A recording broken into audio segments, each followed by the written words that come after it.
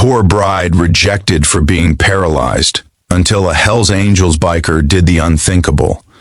The day she was supposed to become a bride, the church bells never rang. White flowers wilted under the sun, guests whispered behind folded programs, and a young woman sat alone in her wheelchair, watching the life she had planned collapse in silence. She had already survived a shattered spine, endless hospital nights, and the slow grief of learning how to live again, but nothing prepared her for being rejected at the altar for the very body she had fought so hard to keep alive. What no one expected was that this public humiliation would become the beginning of a miracle, carried in on the roar of a motorcycle and the shadow of a man the world feared. If you believe in kindness, second chances, and unexpected heroes, take a moment right now to like this video, share it with someone who needs hope, comment your thoughts, and subscribe to the channel. Stories like this remind us that humanity still has a heartbeat. Her name was Miriam, and before the accident, she had been known for her laughter. She worked at a small tailoring shop, saving every coin for her wedding, stitching her own dress late into the night with aching fingers and hopeful eyes. The accident came on a rainy evening, a bus skidding, metal screaming, and then darkness. When she woke, the doctor's eyes carried a weight she would never forget.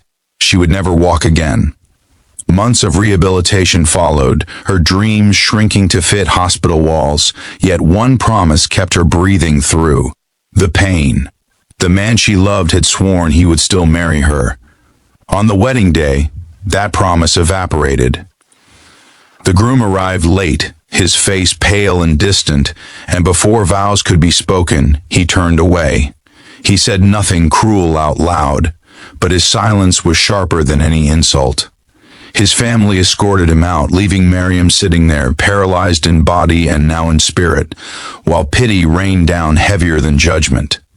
By evening, the decorations were gone, the dress folded away like a memory too painful to touch, and Miriam returned to her mother's small apartment, convinced that her life had ended twice.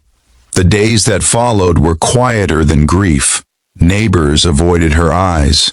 Old friends stopped visiting.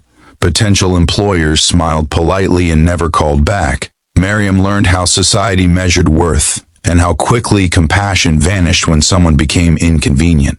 She sold her sewing machine to pay for medication, and spent afternoons by the window, watching other lives move forward while hers stayed frozen. One afternoon, the ground trembled with the sound of engines. A line of motorcycles thundered down the street, leather jackets flashing under the sun. Children stared in awe. Adults pulled their doors shut. Among them was a man with a long beard, scarred hands, and the unmistakable emblem of the Hells Angels stitched across his back. He parked directly in front of Miriam's building and stepped off his bike like a storm given human shape. His name was Jack, and he had come for a reason no one expected. Years earlier, Miriam's late father had helped him without knowing who he was, pushing his broken bike off a highway and refusing payment. That small act of kindness had lodged itself in Jack's memory, a debt unpaid. When he learned of the daughter left behind, paralyzed and abandoned, something shifted inside him. Jack did not arrive with flowers or soft words. He came with action. The next morning, Miriam woke to the sound of tools and engines. The broken ramp at her building was being rebuilt. Groceries appeared at her door. Medical bills were quietly paid. At first, she was afraid, unsure why someone so intimidating would care.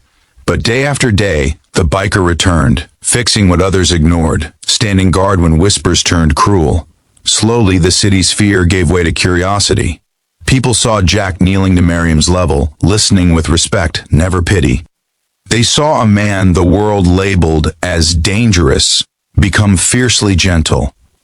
With his encouragement, Miriam reopened her tailoring work from home. Jack spread the word through places no advertisement could reach. Orders poured in.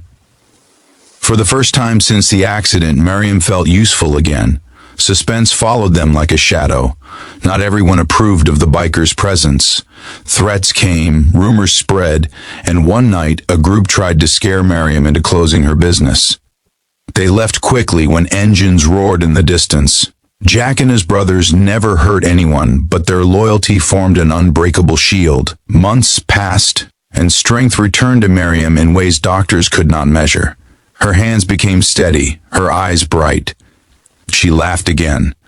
The community that once pitied her now respected her resilience. The biker who once inspired fear became a symbol of protection. In the quiet moments, something deeper grew between them, not born of rescue, but of shared scars and mutual dignity. On a clear morning, beneath an open sky, Miriam wore white again. There was no grand hall, no judgmental stares, just friends, neighbors, and the steady hum of motorcycles standing like guardians. She did not walk down an aisle, but she moved forward in her wheelchair with her head high, a woman reclaimed. Jack stood beside her, not as a savior, but as a partner who saw her whole. As this story draws close, if it has stirred something inside you, please like the video, share it with someone who needs hope, and subscribe for more stories that remind us compassion can come from the most unexpected places. Before the ending, we have one special request. Please comment the word hope if you believe love sees beyond appearances and limitations. Miriam was once rejected for being paralyzed, but she was never broken. A Hells Angels biker did the unthinkable, not by changing who she was, but by reminding the world of her worth. And sometimes, the loudest engines carry the softest hearts.